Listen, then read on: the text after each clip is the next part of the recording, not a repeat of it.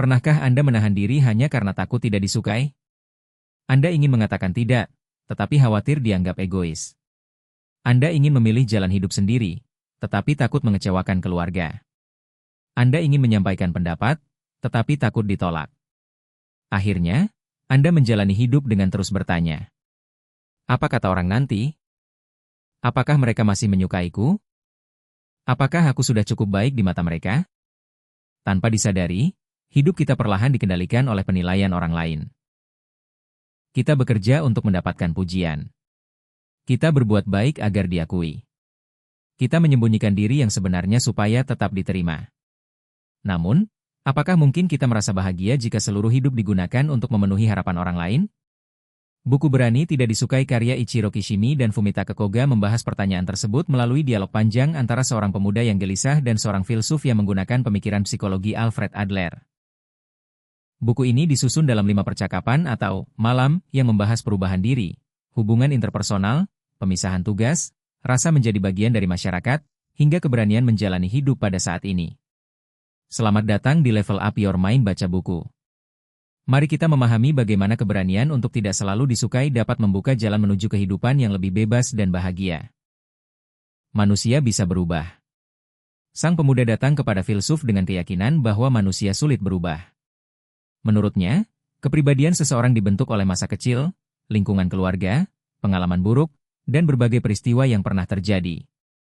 Jika seseorang tumbuh dalam keluarga yang tidak harmonis, bukankah wajar jika ia menjadi pribadi yang sulit percaya kepada orang lain? Jika seseorang pernah dipermalukan, bukankah wajar jika ia takut tampil di depan umum? Namun, sang filsuf menentang cara berpikir tersebut. Ia tidak mengatakan bahwa masa lalu tidak pernah menyakitkan. Ia juga tidak menyangkal bahwa pengalaman buruk dapat memengaruhi manusia. Yang ia persoalkan adalah anggapan bahwa masa lalu secara mutlak menentukan kehidupan kita sekarang. Dua orang dapat mengalami peristiwa yang hampir sama, tetapi menjalani kehidupan yang berbeda. Artinya, bukan hanya peristiwa yang menentukan diri kita, melainkan makna yang kita berikan kepada peristiwa tersebut. Seseorang mungkin berkata, "Aku tidak berani bergaul karena dahulu pernah dihina." Namun, menurut pendekatan Adler dalam buku ini, bisa jadi ia menggunakan pengalaman tersebut sebagai alasan untuk menghindari kemungkinan ditolak lagi. Ia bukan hanya didorong oleh masa lalu. Ia sedang bergerak menuju suatu tujuan pada masa kini, yaitu menjaga dirinya agar tetap aman. Cara pandang ini disebut sebagai pendekatan yang berorientasi pada tujuan. Pertanyaannya bukan hanya, apa yang menyebabkan aku seperti ini? Namun juga, untuk tujuan apa aku mempertahankan keadaan ini? Pertanyaan tersebut mungkin terasa keras.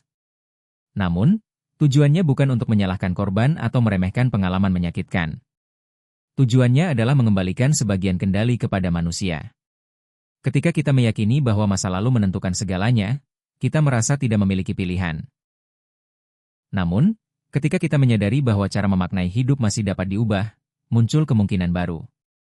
Kita memang tidak dapat menghapus masa lalu. Namun, kita dapat memilih respons hari ini. Manusia bisa berubah, tetapi perubahan memerlukan keberanian. Sebab, meskipun kehidupan lama terasa menyakitkan, kehidupan itu sudah kita kenal. Perubahan membawa ketidakpastian. Kadang-kadang, kita tidak berubah bukan karena tidak mampu. Kita tidak berubah karena kehidupan yang baru terasa lebih menakutkan daripada penderitaan yang sudah biasa. Hampir semua persoalan berkaitan dengan hubungan interpersonal. Salah satu gagasan paling terkenal dalam buku ini adalah, hampir semua persoalan manusia berkaitan dengan hubungan interpersonal. Kita merasa rendah diri karena membandingkan diri dengan orang lain. Kita merasa gagal karena orang lain terlihat lebih berhasil. Kita merasa tidak menarik karena melihat orang lain lebih cantik atau tampan. Kita merasa hidup tertinggal karena teman sudah menikah, mempunyai rumah, mendapat pekerjaan bagus, atau memiliki banyak pengikut. Bayangkan Anda hidup sendirian di dunia. Tidak ada orang lain untuk dibandingkan. Apakah Anda masih merasa kurang populer? Apakah Anda masih merasa jabatan Anda terlalu rendah? Apakah Anda masih merasa kalah? Perasaan inferior muncul karena adanya hubungan dan perbandingan. Namun, merasa belum mampu sebenarnya tidak selalu buruk. Perasaan itu dapat mendorong seseorang untuk belajar dan berkembang. Masalah muncul ketika hidup berubah menjadi sebuah perlombaan. Kita tidak lagi ingin menjadi lebih baik daripada diri sendiri kemarin. Kita ingin terlihat lebih unggul daripada orang lain. Ketika kehidupan dianggap sebagai persaingan, keberhasilan orang lain terasa seperti ancaman. Teman mendapat promosi, kita gelisah. Tetangga membeli kendaraan baru, kita merasa kalah. Orang lain dipuji, kita merasa nilai diri kita berkurang. Padahal, orang-orang di sekitar kita bukanlah lawan. Mereka adalah rekan yang sama-sama menjalani kehidupan dengan tantangan masing-masing. Buku ini mengajak kita meninggalkan hubungan vertikal, hubungan yang menempatkan seseorang lebih tinggi dan yang lain lebih rendah, menuju hubungan horizontal. Dalam hubungan horizontal, kita tidak merasa lebih hebat daripada orang lain, tetapi juga tidak merendahkan diri.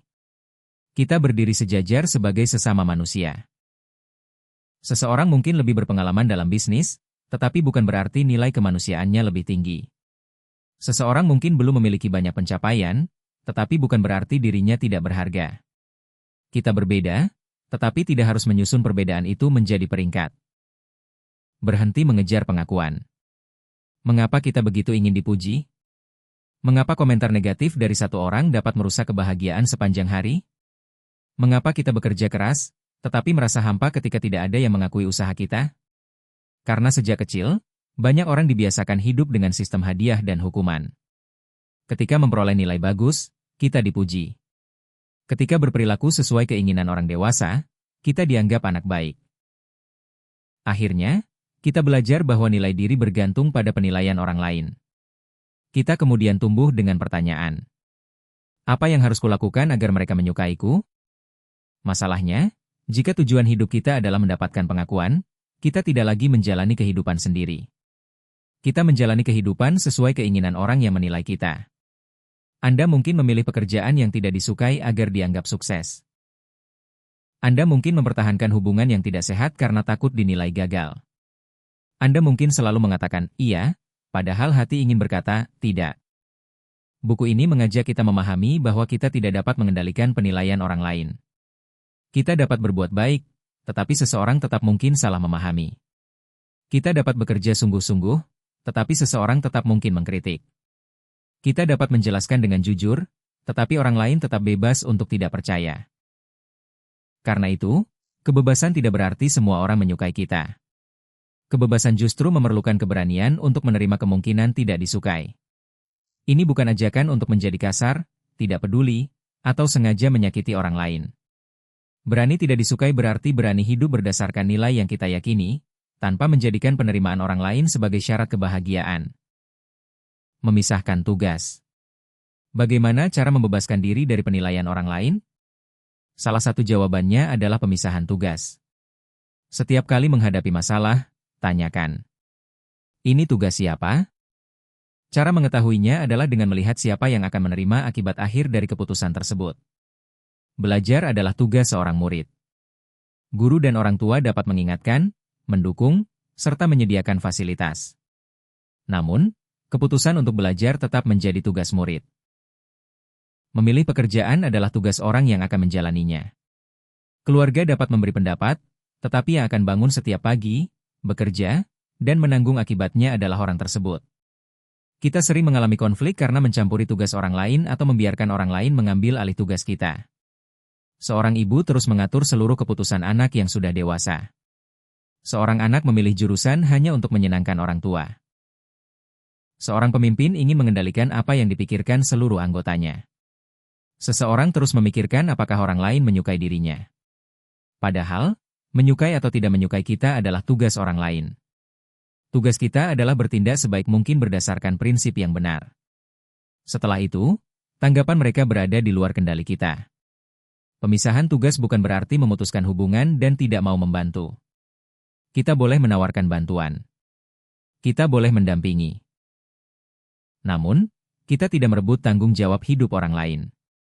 Sebaliknya, kita juga tidak menyerahkan kemudi kehidupan kita kepada mereka. Kita belajar mengatakan, "Aku menghargai pendapatmu, tetapi keputusan ini adalah tanggung jawabku." Kebebasan memiliki harga. Sang filsuf menjelaskan bahwa kebebasan memiliki harga. Harganya adalah kemungkinan tidak disukai. Selama kita selalu ingin disukai, kita akan terus menyesuaikan hidup dengan ekspektasi orang lain.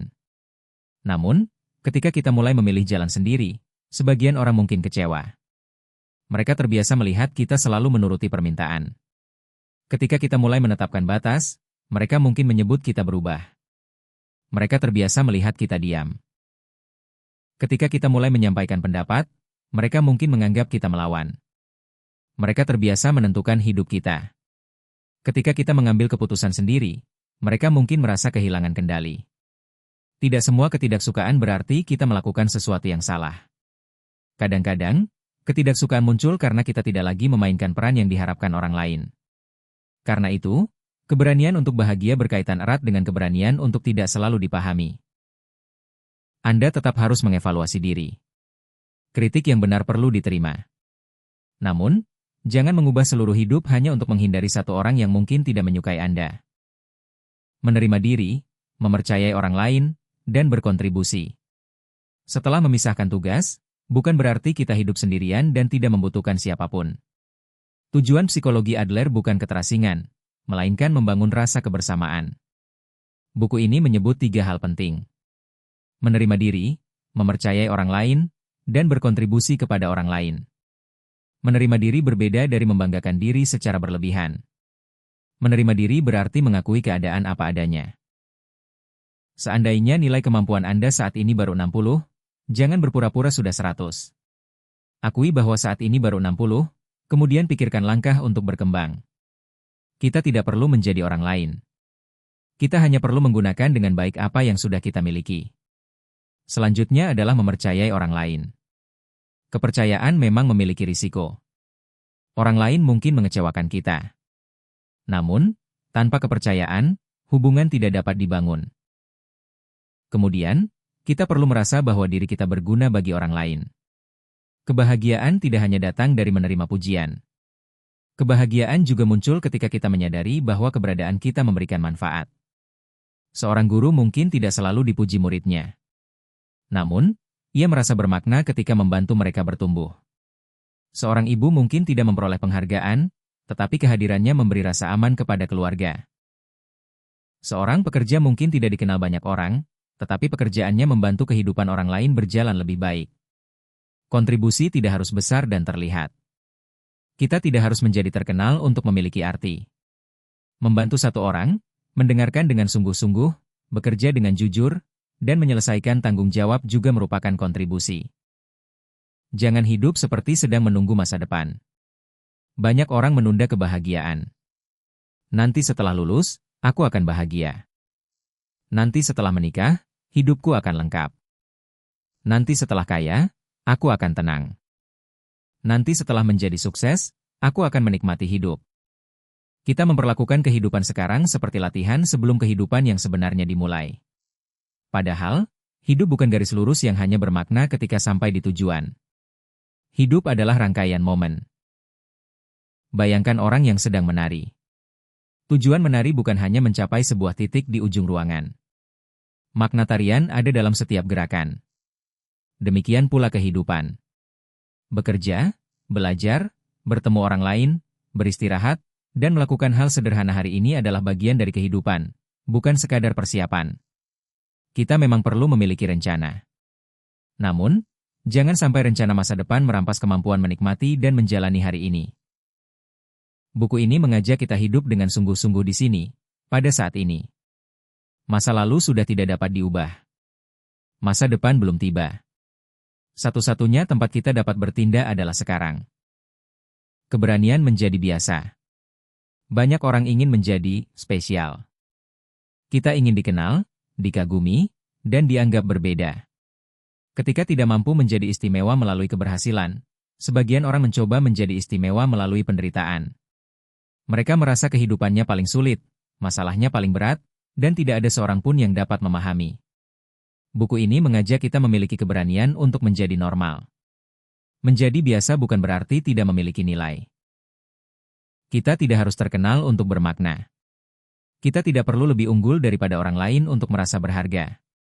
Nilai manusia tidak bergantung pada pangkat, kekayaan, jumlah pengikut, atau pujian yang diterima. Kita berharga karena kita hadir, hidup, dan mampu berkontribusi. Bebaskan diri dari kebutuhan untuk terus membuktikan bahwa Anda istimewa. Lakukan hal baik karena memang baik, bukan agar dilihat. Belajar karena ingin berkembang, bukan agar dianggap pintar. Membantu karena ingin berkontribusi, bukan agar dipuji. Disitulah kebebasan mulai tumbuh. Penutup. Pelajaran utama berani tidak disukai bukanlah bahwa kita harus membuat semua orang membenci kita. Buku ini juga tidak mengajarkan bahwa pendapat orang lain sama sekali tidak penting. Pesannya adalah bahwa kita tidak boleh menyerahkan seluruh kehidupan kepada penilaian manusia. Kita dapat mendengarkan nasihat tanpa kehilangan kendali. Kita dapat menghormati orang lain tanpa harus memenuhi seluruh harapannya. Kita dapat mencintai seseorang tanpa mengambil alih tugas hidupnya. Dan kita dapat menjadi baik tanpa menjadikan pujian sebagai tujuan. Mungkin tidak semua orang akan memahami pilihan Anda. Mungkin ada yang kecewa. Mungkin ada yang tidak lagi menyukai Anda. Namun, kehidupan yang terus dipakai untuk menyenangkan semua orang pada akhirnya tidak menyenangkan siapapun, termasuk diri sendiri.